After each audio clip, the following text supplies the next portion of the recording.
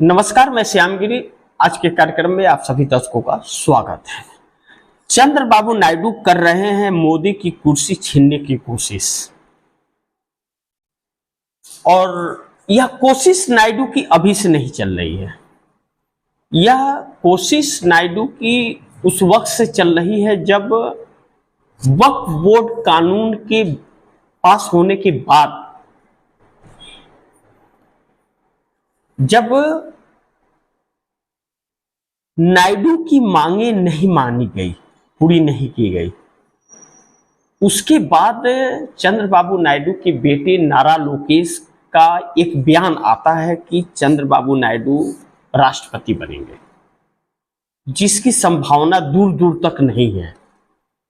लेकिन उसके तुरंत बाद चंद्रबाबू नायडू का एक बयान आता है कि वह अब केंद्र की राजनीति करना चाहते हैं और अपने बेटे को वह सीएम बनाना चाहते हैं। तब ठनकता है कि चंद्रबाबू नायडू बैठने वालों में से तो नहीं है, और चंद्रबाबू नायडू की पूर्ण बहुमत की 2/3 बहुमत है उनके पास आंध्र प्रदेश के अंदर। वह अपने दम पर सरकार बना रखे हैं, सहयोगी की कोई जरूरत नहीं है, लेकिन फिर भी सहयोगी को साथ रखे हैं।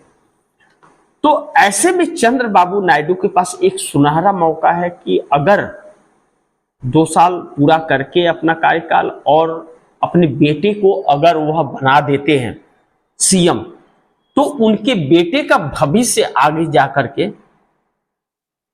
रास्ता क्लियर रहेगा, साफ रहेगा।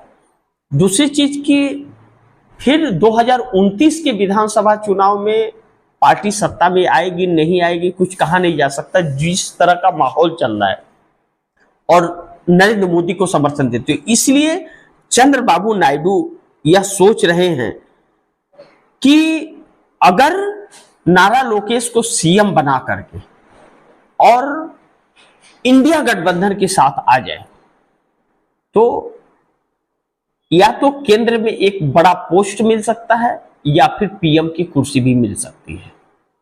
अगर मोदी को विपक्ष हटाना चाहता है तो विपक्ष के पास इसके अलावा कोई रास्ता नहीं रहेगा। इसके मद्देनजर चंद्रबाबू नायडू तेलंगाना के सीएम रेवंत रेड्डी के संपर्क में हैं, और रेवंत रेड्डी के जरिए राहुल गांधी से लगातार संपर्क में चंद्रबाबू नायडू हैं, और कर्नाटका के डिप्टी सीएम और प्रदेश अध्यक्ष कांग्रेस के डीके शिव कुमार के संपर्क में है। यह बात बड़ी प्राथमिकता से आ रही है, और इस बात को वाईएसआर जगनमोहन रेड्डी, जो विपक्ष के नेता हैं आंध्र प्रदेश को, उन्होंने प्रेस कॉन्फ्रेंस करके एक बार यह बात भी कही थी, और कई बार यह चीजें सामने नजर भी आई थी। अब ऐसे में चंद्रबाबू नायडू मोदी की कुर्सी छीन लेंगे या नहीं छीन पाएंगे, यह वक्त बताएगा। लेकिन पीएम मोदी बुरी तरह फंस गए हैं नायडू के साजिश में या जाल में कह लें, क्योंकि अब चंद्रबाबू नायडू जो डिमांड अपना मोदी के सामने रख रहे हैं, मोदी के लिए आसान नहीं हो रहा है वह कर पाना, और पूरा कर नहीं पा रहे हैं। और जब पूरा नहीं कर पा रहे हैं तो उससे डबल प्रेशर देते हुए चंद्रबाबू नायडू एक नया मांग रखते रहे हैं, जिसमें नरेंद्र मोदी पूरी तरह से उलझ गए हैं। अब चंद्रबाबू नायडू को मोदी झेल नहीं पा रहे हैं और उनके चक्रव्यूह में फंस गए हैं। मजबूरी मोदी की यह है कि नायडू के बगैर उनकी सत्ता का कोई मोल नहीं है। नायडू अगर खुश नहीं होंगे तो सत्ता हाथ से चली जाएगी, जिसकी कोशिश लगातार नायडू कर रहे हैं कि मोदी ना करे कि मैं समर्थन वापस लूं। परिस्थितियां इस हद तक आकर के सिमट गई है। अब अलग अलग तरह की मांग चंद्रबाबू नायडू की जो हो रही है, चाहे आप दर्शकों को पता है कि मैंने अपने खबरों में बताया था लाइव प्रोग्राम में कि 10 लाख करोड़ का डिमांड किया उन्होंने, गृह मंत्रालय का डिमांड किया। पूरा कर पाएंगे मोदी?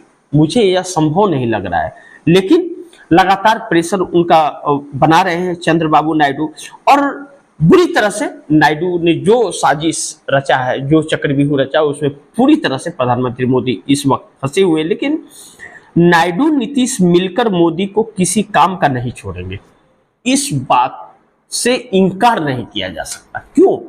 कि इसकी वजह है। अब कहते हैं कि दूध का जला व्यक्ति माठा भी फूंक करके पीता है।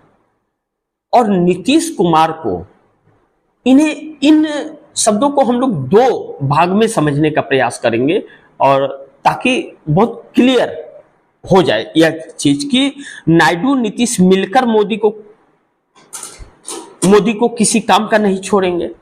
क्योंकि नीतीश कुमार को जिस तरह से नरेंद्र मोदी ने निपटाने का कार्य किया और उन्हें बदनाम करने का कार्य किया, अब बिहार चुनाव में सीट बंटवारे के बाद नीतीश कुमार की एक्टिविटी ने यह दिखा रही है कि नीतीश कुमार कभी बीमार थे ही नहीं, और नीतीश कुमार की सोचने की क्षमता तो नरेंद्र मोदी से कई गुना अच्छी है।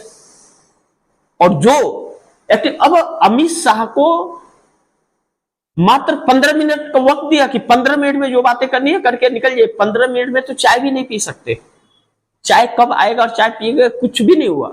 और अमित शाह के साथ जो गए थे, फोटो खिंचवाए और उनको सबको बाहर कर दिया नीतीश कुमार ने।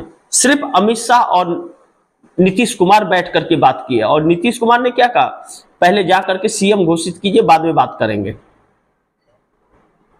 उसके बाद में गायब। अब सोचिए, सभी के साथ सम्राट चौधरी ये लोग सबको इसे सबके साथ बैठ करके और उसके बाद में हाय हेलो करने के बाद फोटो खिंचाने में कम से कम 7 मिनट चला गया होगा, 5 मिनट मान लीजिए चला गया होगा।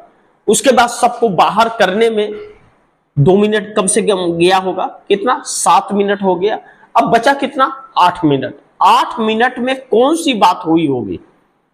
नीतीश कुमार ने इतना कहा कि आप हमारी पार्टी के साथ छल कर रहे हैं, आप पहले सीएम घोषित कीजिए, बड़े भाई के रोल में हमें रहना था, आपने हमें बराबर पर ले आकर के रख दिया है, अब पहले आप सीएम घोषित कीजिए, अन्यथा फिर हम देख लेंगे। और अमित शाह की कोई भी बात नीतीश कुमार ने नहीं सुनी, और 15 मिनट पूरा होते ही उन्हें बाहर कर दिया कि अब चलिए टाइम खत्म हो गया। यानी कि अमित शाह की अकड़ को ढीली कर दिया। तो इसलिए मैंने कहा कि नायडू नीतीश मिलकर मोदी को किसी काम का नहीं छोड़ेंगे। अब अगर अमित शाह को 15 मिनट वक्त दे करके और बात हो पूरी या ना हो भगा दे रहे हैं नीतीश कुमार, तो यह लाजमी है कि वह सीएम को लेकर के ही बात हुई है, और इससे ज्यादा कुछ हुई नहीं है। और दूसरी चीज, चंद्रबाबू नायडू के वजह से नरेंद्र मोदी के चंगुल से नीतीश कुमार निकले हैं। नायडू और नीतीश का लगातार संपर्क में है दोनों, इस बात से इनकार नहीं किया जा सकता। परिस्थितियां और नीतीश कुमार के तेवर इस बात की गवाही दे रहे हैं। दूसरी चीज कि नायडू नीतीश से जिस तरह से एक होते हुए और एक ही राह पर चलते हुए नजर आ रहे हैं, यह लग रहा है कि अब नीतीश कुमार भी नायडू को कुछ बड़े पोस्ट पर वह आ जाए यह चाहने लगे हैं। लेकिन उसके पहले नीतीश कुमार को अपने वजूद को बचाना पड़ेगा बिहार चुनाव में, तब नायडू की मदद कर पाएंगे। और नीतीश कुमार अपना वजूद बचाने में बिहार चुनाव में अगर फेल हो गए तो नायडू की मदद नहीं कर पाएंगे। ऐसे में नीतीश कुमार की पार्टी स्प्लिट हो जाएगी। अब पार्टी अगर टूटती है तो नीतीश कुमार उसको किस तरह से लेते हैं। लेकिन चंद्रबाबू नायडू सतर्क हैं कि जब नीतीश और नायडू दोनों के सहयोग से मोदी की सत्ता है, और दोनों मुख्य सहयोगी दल है, ये दोनों के बगैर उनकी सत्ता नहीं रह सकती। ऐसे हालात में अगर मोदी नीतीश को समाप्त करने पर तुले हुए हैं, तो चंद्रबाबू नायडू को नहीं तोड़ेंगे, नहीं समाप्त करने की कोशिश करेंगे, इस बात की क्या गारंटी है? यह बात नायडू के दिलो दिमाग में छाया हुआ है। इसलिए नायडू और नीतीश मिल करके मोदी को किसी भी कीमत पर कुर्सी से हटाने के लिए मतलब काम करते हुए नजर आ रहे हैं, इस बात से इनकार नहीं कर सकते। और दूसरी चीज, नीतीश के चक्कर में उलझ गए मोदी। नीतीश कुमार ने जो इनके सभी जो एक रणनीति भाजपा ने बिहार चुनाव को लेकर बनाई थी, उसको मिट्टी पलीत कर दिया है नीतीश कुमार ने। ऐसा उलझा दिया है कि अब चिराग पासवान के प्रत्याशी के खिलाफ अपने प्रत्याशी को उतार देना, अपने प्रत्याशी को निर्दलीय से उठा देना, और जेडीयू के किसी भी रैली और सभा में नरेंद्र मोदी और भाजपा के लोगों को आना वर्जित कर दिया, नो एंट्री लगा दिया कि नहीं आएंगे। यह एक बहुत बड़ा झटका है। क्यों? हालांकि नीतीश कुमार का एक रैली हुआ तो उसमें लोग उठ के जाने लगे। नीतीश कुमार बोलने लगे कि मैंने ऐसे क्या कह दिया कि आप उठ करके जा रहे हो, रुको। यानी कि जनता भी उनका विरोध कर रही है, उनके ऊपर भरोसा नहीं हो रहा है। उन्होंने जो नरेंद्र मोदी को समर्थन दे करके और वक्फ बोर्ड कानून पर और बाकी चीजों पर जो किया है, और जब दलितों पर अत्याचार हुआ तो वह जुबान नहीं खुली है, तो लोग नाराज हैं। अब कितना उन्हें समझाने में कारगर साबित होंगे यह वक्त बताएगा। लेकिन नीतीश कुमार से नाराजगी अगर पब्लिक की है, वोटर्स का है, तो वह मोदी के लिए बहुत मुश्किल भरा है, क्योंकि जेडीयू का वोट अगर भाजपा को ट्रांसफर नहीं होता है तो फिर महागठबंधन की सरकार बन जाएगी, तब चुनाव आयोग भी इन्हें नहीं बचा पाएगा। और यही चीज है कि नीतीश ने जो कार्य किया है, जो कर रहे हैं, उस चक्कर में उलझ से गए हैं मोदी की क्या इसको किस तरह से ले। और नीतीश कुमार भाजपा को फायदा पहुंचाते हुए नजर भी नहीं आ रहे। लेकिन दूसरी तरफ नायडू ने मोदी के संतुलन को बिगाड़ दिया है। चंद्रबाबू नायडू ने मोदी के संतुलन को तो पूरी तरह से बिगाड़ दिया। जो नरेंद्र मोदी का संतुलन था ना, एक तानाशाहियों वाला, अकड़ वाला, वह अकड़ तो ढीली कर दी है और उनके रगों में सिंदूर की जगह अब पानी दौड़ा दिया है। खून तो उनके रगों में था ही नहीं। वही खुद मोदी जी ने कहा था कि मेरे रगों में सिंदूर दौड़ता है, तो सिंदूर की जगह अब पानी कर दिया है चंद्रबाबू नायडू ने। चंद्रबाबू नायडू ने नरेंद्र मोदी को के संतुलन को ऐसा बिगाड़ा कि डिमांड ऐसी रख दी चंद्रबाबू नायडू ने कि नरेंद्र मोदी के बस का नहीं रहा वह पूरा कर पाना, और बस का नहीं रह पाया तो नरेंद्र मोदी जानते हैं कि 18 में जब पूर्ण बहुमत की सत्ता थी भाजपा का, तो समर्थन वापस ले लिए, तो अब तो उनके पास बहुमत ही नहीं है। वह जानते हैं कि उनके हटने के बाद में सरकार गिर जाएगी।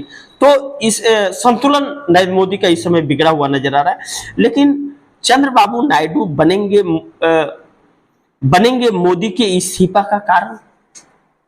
अब यह इस बात को बड़ी प्राथमिकता से समझने की जरूरत है कि चंद्रबाबू नायडू जिस तरह मोदी के संतुलन को बिगाड़ रहे हैं, लग रहा है कि वह मोदी के इस्तीफे चाहते हैं कि मोदी का इस्तीफा हो जाए, क्योंकि ऐसी ऐसी डिमांड रख रहे हैं कि नरेंद्र मोदी का प्रभाव कम हो रहा है, कमजोर साबित हो रहे हैं बार बार, और बार बार सवालों में आ रहे हैं। दूसरी चीज, नरेंद्र मोदी को जिस तरह से आरएसएस भी स्वीकार नहीं कर पा रहा है और अमित शाह को स्वीकार नहीं कर पा रहा है, और जिस तरह से नितिन गडकरी लगातार मोदी पर हमले करते जा रहे हैं, और जिस तरह से संजय जोशी को आरएसएस राष्ट्रीय अध्यक्ष बनाना चाहता है, मुरली मनोहर जोशी जिस तरह से सवाल खड़े कर रहे हैं, नरेंद्र मोदी बहुत घिर गए। ऐसे में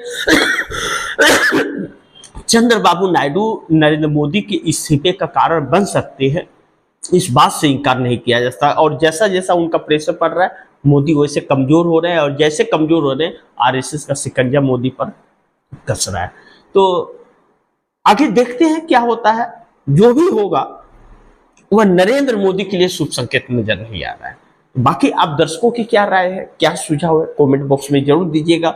इस खबर को ज्यादा से ज्यादा शेयर कीजिएगा, अपने दोस्तों को भी कहिएगा आगे शेयर करें। आपने अगर चैनल को सब्सक्राइब नहीं किया, सब्सक्राइब कर लीजिएगा, अपने दोस्तों को भी कहिएगा चैनल को सब्सक्राइब करें। मिलते हैं फिर अगली खबर के साथ, तब तक के लिए नमस्कार।